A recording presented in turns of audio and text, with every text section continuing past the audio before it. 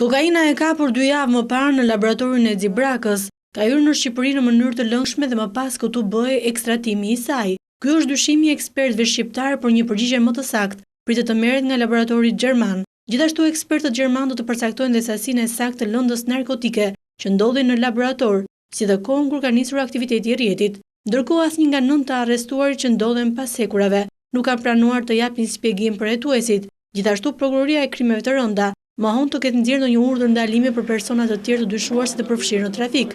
Ka qenë policia ajo që ka shpallur në kërkim policor, Genci Xhixhën dhe pranvera Agën, nisur nga informacionet e saj. Burimet bëjnë me dije se së shpejti pritet që prokurorët shqiptar dhe gjerman të zhvillojnë një takim për të shkëmbyer informacionin e detajuar, ndërkohë zyrat e regjistrimit të pasurive të paluajtshme ende nuk kanë kthyer një përgjigje në lidhje me evidentimin e pronave të të akuzuarve dhe bllokimin e tyre në bazë të ligjit antimafia.